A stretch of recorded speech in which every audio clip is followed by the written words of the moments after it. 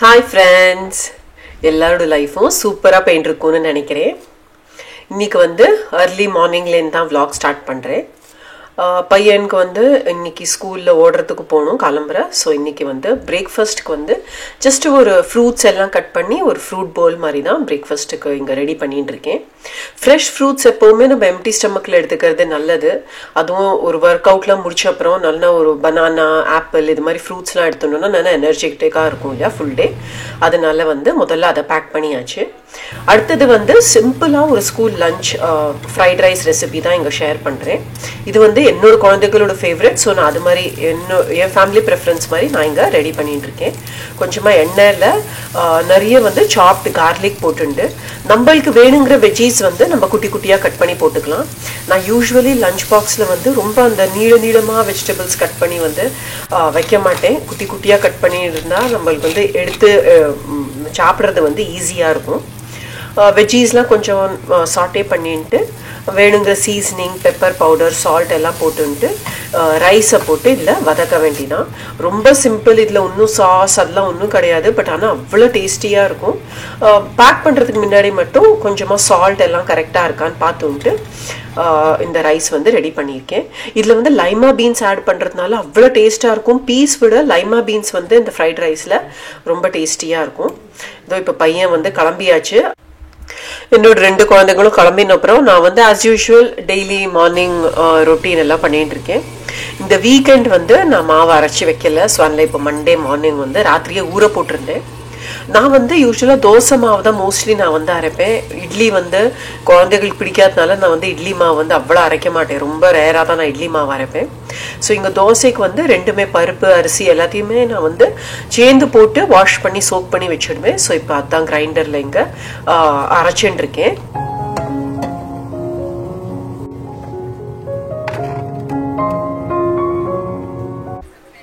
இந்த மாவு அரைக்கிறது வந்து எனக்கு ரொம்ப அப்படியே பிடிச்ச வேலையெல்லாம் கிடையாது. பட் ஆனால் இப்போ நம்மளுக்கு இது ரொம்ப ஹேண்டியாக இருக்கும், குழந்தைகளுக்கு வந்து பிடிக்கும். அதனால வந்து நான் இங்கே கிரைண்டரில் வந்து மாவு அரைச்சி வச்சுப்பேன். எனக்கு இந்த வேலை ஏன் பிடிக்காதுன்னா இதுக்கப்புறம் இது எல்லாத்தையும் ஃபுல்லாக தொடச்சி இந்த கிரைண்டர் கல் எல்லாத்தையும் தேய்க்கிறது தான் எனக்கு வந்து கொஞ்சம் ஒரு மாதிரி ரொம்ப போராக இருக்கும். ஆனால் இந்த கிரைண்டரை வந்து கையோடு நம்ம தொடச்சி வச்சிட்டோன்னா அதில் வந்து அந்த மாவு வந்து எதையும் சிந்தி இருந்தால் கூட அதை ட்ரை ஆகி ஒரு மாதிரி சொர கிரைண்டர் இருக்காது, கிளீனாவே இருக்கும். இங்க வந்து நான் தொடச்சு காடியும் காயில் பண்ணிட்டு நான் உள்ள எடுத்து வச்சுடுவேன். இந்த ஒரு வேலையும் இப்படி நான் முடிச்சுட்டே போறச்சே வந்து எனக்கு வந்து ஃபுல் டே நான் வந்து இழுத்தடிச்சுட்டு வேலை பண்ற மாதிரி எனக்கு தோணாது. நான் டக்குன்னு இங்க மாவு அரைக்கிறச்சே நான் சைட்ல எல்லாம் சிங்க் எல்லாத்தையும் கிளியர் அப் பண்ணிட்டேன். லஞ்சுக்கு வந்து வேணுங்கிறது எல்லாத்தையும் சிலது ப்ரெப் பண்ணி வச்சுட்டேன். அதே மாதிரி இப்போ மாவு எடுத்து வச்சோன்னா கவுண்டரையும் தொடச்சு முடிச்சுட்டேன்னா லஞ்சு முடிச்ச அப்புறம் ஒரு லைட்டா ஒரு கிளீன் அப் பண்ணிட்டா போதும்.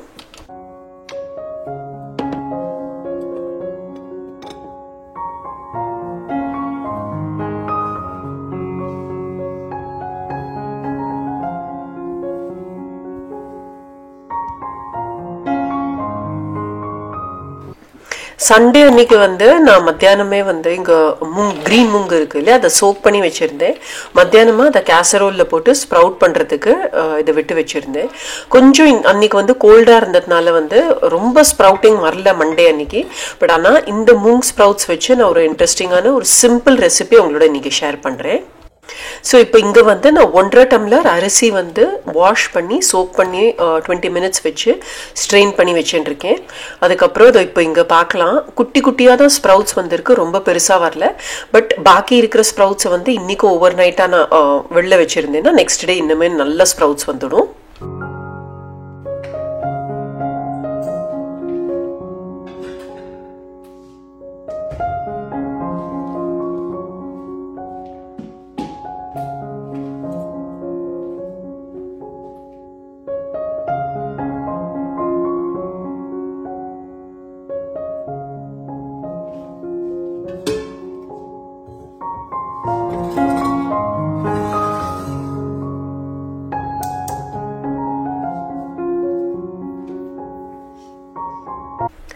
இந்த ரெசிபி வந்து இன்ஸ்டன்ட் பாட்டில் கூட பண்ணலாம். நான் வந்து இன்னைக்கு குக்கரில் பண்ணுறேன். எண்ணெய் விட்டுன்ட்டு எண்ணெய் வந்து சூடாகிறதுக்குள்ளேயும் இங்கே வந்து 1.5 கப் அரிசிக்கு வந்து எந்த கப்பால் நம்ம ரைஸ் எடுத்துட்டு இருக்கேனோ அதாலேயே 1 கப் வந்து மூங்கு எடுத்துட்டு இருக்கேன். இப்போ இங்கே எண்ணெயில் பேசிக்காக நம்ம என்னெல்லாம் தடுக்கா கொடுக்குறோமோ அந்த ஐட்டம்ஸ் தான். இதில் வந்து ஜீரா போட்டுருக்கேன். பச்சை மிளகா வந்து நடுவில் ஸ்லிட் பண்ணி நம்ம காரத்துக்கு ஏற்ற மாதிரி, ஏன்னா இதுக்கு வேறு ஒரு காரமுமே கிடையாது, காரப்பொடி பெப்பர் பவுடர் அதெல்லாம் ஒன்றுமே கிடையாது.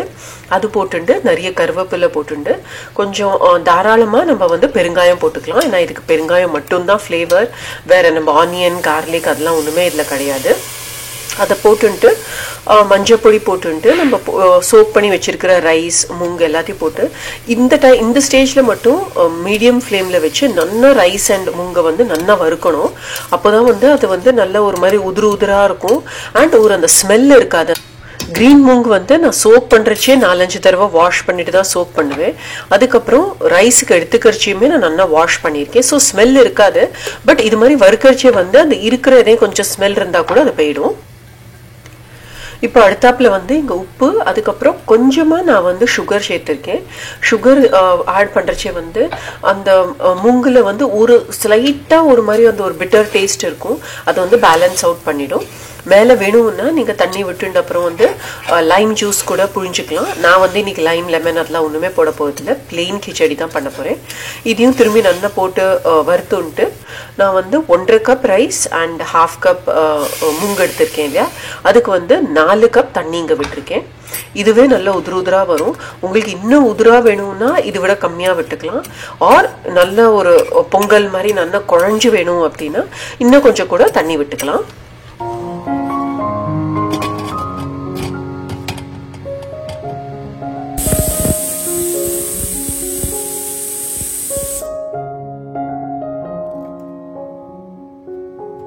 இப்போ இங்கே வந்து சிம்பிள் அண்ட் நல்ல இப்படி சாஃப்ட் கிச்சடியோட வந்து முறுமுறுன்னு எதே இருந்தால் டேஸ்டியாக இருக்கும் இல்லையா. இப்போ இங்கே வந்து நான் வந்து ஒரு பேட்டர் பண்ணுறேன். கடலைமா வந்து கொஞ்சம் போட்டுருக்கேன். ஒரு 3 டேபிள் ஸ்பூன் மாதிரி கடலைமா போட்டுருக்கேன். எந்த ஸ்பூனால் நம்ம கடலைமா எடுத்துருக்கோமோ அதாலேயே நான் வந்து ஒரு 2 ஸ்பூன் மாதிரி அரிசி மாவு போட்டிருக்கேன். அதுக்கப்புறம் ரொம்ப கிறிஸ்பியாக நம்மளுக்கு பக்கோடா ஒரு பஜ்ஜியாலாம் வரணும்னா அதில் கொஞ்சமாக நம்ம வந்து ரவை போட்டுண்டா அவ்வளோ கிறிஸ்பியாக வரும். ஸோ கொஞ்சமாக ஜஸ்ட் 1 டேபிள் ஸ்பூன் மாதிரி இதில் ரவா சேர்த்துருக்கேன். அதுக்கப்புறம் உப்பு, மஞ்சள் பொடி, காரப்பொடி, வேணுங்கிற அளவு காரப்பொடி எல்லாம் சேர்த்து முதல்ல வந்து ட்ரை இன்க்ரீடியன்ஸை இங்கே வந்து மிக்ஸ் பண்ணிட்டு விடலாம். அதுக்கப்புறம் அடுத்த இது வந்து ஆப்ஷனல் தான். நான் வந்து இங்கே கொஞ்சமாக கார்லிக் வந்து நல்லா சதைச்சுண்டு இதில் வந்து அதை வந்து சேர்த்துக்க போகிறேன்.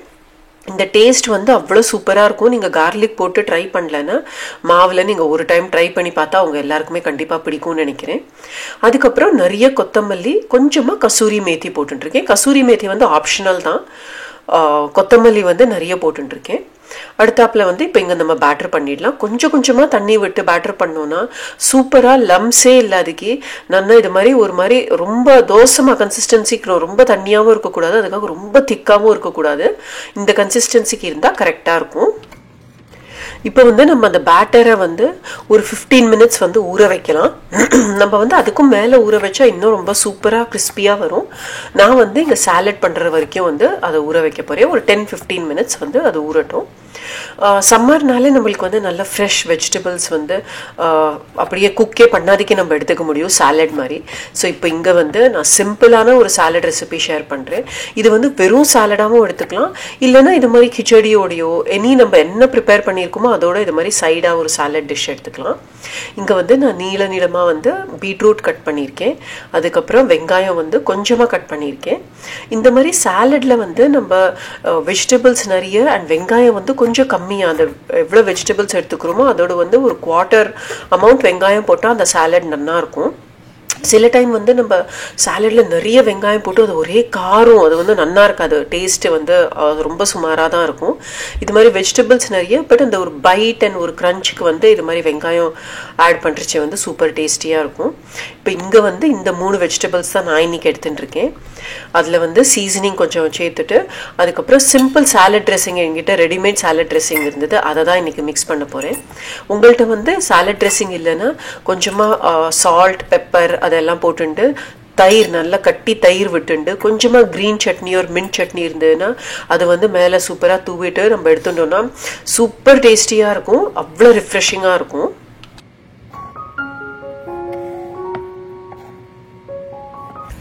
இங்கே வந்து நான் பேபி கார்ன் தான் ஃபர்ஸ்ட் ஃப்ரை பண்ண போகிறேன் அந்த பேட்டரில் போட்டு. ஃப்ரெண்ட்ஸ், இது வந்து அவ்வளோ டேஸ்டியாக இருந்தது. நீங்கள் வந்து நான் கடைசியில் உங்களுக்கு இதோட எப்படி வந்திருக்குன்னு காமிக்கிறேன். உங்கள் எல்லாருக்குமே அப்படியே டெம்ப்டிங்காக இருக்கும் அப்படின்னு நினைக்கிறேன். அந்த பேட்டரோட டேஸ்ட்டுமே அவ்வளோ ஃபஸ்ட் கிளாஸாக வந்திருந்தது. கிறிஸ்பியாக இருந்தது, ரொம்ப கிறிஸ்பியாக இருந்தது. நீங்களும் எல்லாரும் நெக்ஸ்ட் டைம் வந்து ரவா வந்து நிறைய பேர் இது மாதிரி ரவா போட்டு பண்ணுறது உண்டாக இருக்கும். ஆனால் யாருக்கு தெரியாதோ நான் அந்த மாதிரி வியூவர்ஸ்க்கு நம்மளோட ஷேர் பண்ணுறேன். எனக்கு இப்போவே இந்த பிளாட்டர் பார்க்கறச்சே எனக்கு அப்படியே எச்சில் ஊறுறது. கண்டிப்பாக நீங்கள் எல்லாரும் இதை ட்ரை பண்ணி பார்க்கணும்.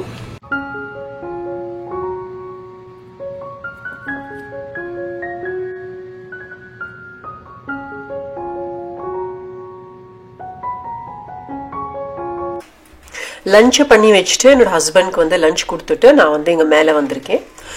கொஞ்சம் சில சேஞ்சஸ் வந்து என்னோட பெரிய பையனோட ரூமில் நான் இன்றைக்கி பண்ண போகிறேன். அதை உங்களோட ஷேர் பண்ணுறேன். அதே மாதிரி ஸ்லைட்டாக கொஞ்சம் க்ளீனிங்கும் பண்ண போகிறேன். இங்கே நான் க்ளீனிங் வந்து வீடியோ ஷேர் பண்ணுறதே நம்ம வந்து மோட்டிவேஷனுக்காக தான் நான் ஷேர் பண்ணுறேன். நம்ம எல்லாருக்குமே ஒரு க்ளீன் என்வாயர்மெண்ட்டில் இருக்க பிடிக்கும். ஆனால் க்ளீனிங் பண்ணுறதுக்கு வந்து அந்த ஒரு மோட்டிவேஷன் ஒரு புஷ் வேணும் இல்லையா? அதுக்கு தான் நான் நம்ம சேனலில் நிறைய இது மாதிரி க்ளீனிங் வீடியோ ஷேர் பண்ணுறேன்.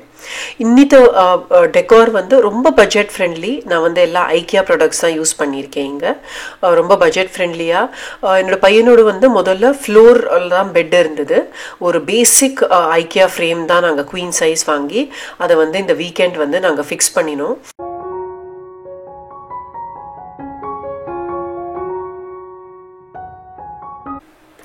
இந்த கார்பெட் வந்து நான் முதல்ல வந்து கீழே லிவிங் ரூமில் தான் யூஸ் பண்ணிட்டு இருந்தேன். இப்போ வந்து இது இந்த பெட்ரூமில் யூஸ் பண்ணால் அழகாக இருக்கும்னு தான் இங்கே மேலே வந்து எடுத்துன்னு வந்திருக்கேன்.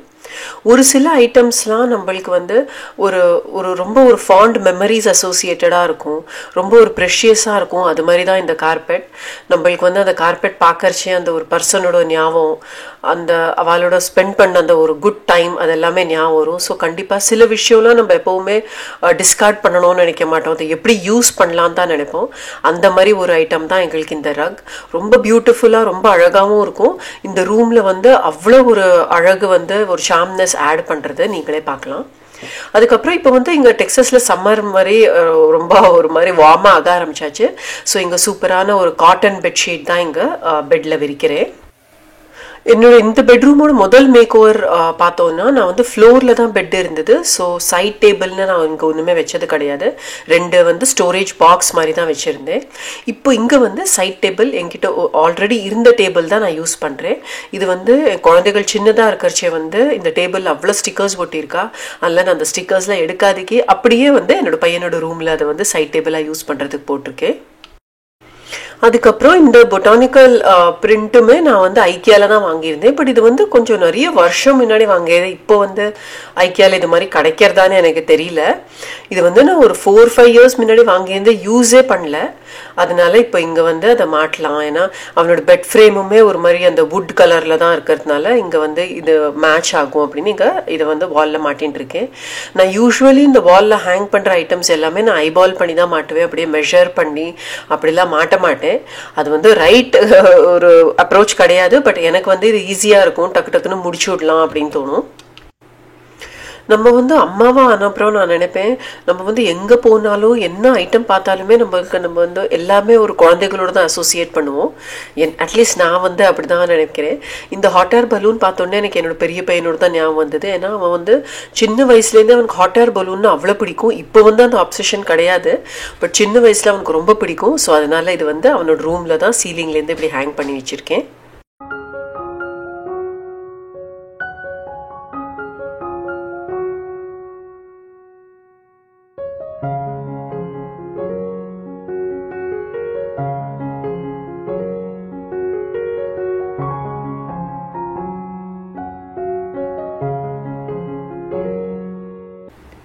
கண்டிப்பாக இந்த வீடியோவில் நான் ஷேர் பண்ண எம்மி ரெசிபீஸ், அதுக்கப்புறம் க்ளீனிங் மோட்டிவேஷன், ஒரு குட்டி ஹோம் டெக்கார், இது எல்லாமே உங்களுக்கு பிடிச்சிருக்கும், இன்ட்ரெஸ்டிங்காக இருந்திருக்கும்னு நான் நம்புகிறேன். நம்ம சேனலுக்கு நீங்கள் புதுசுனா மறக்காமல் சப்ஸ்கிரைப் பண்ணி எனக்கு வந்து அழகான ஒரு கமெண்ட் விடணும். உங்கள் எல்லாரையும் அடுத்த வீடியோவில் பார்க்குற வரைக்கும் டேக் கேர், பபாய்.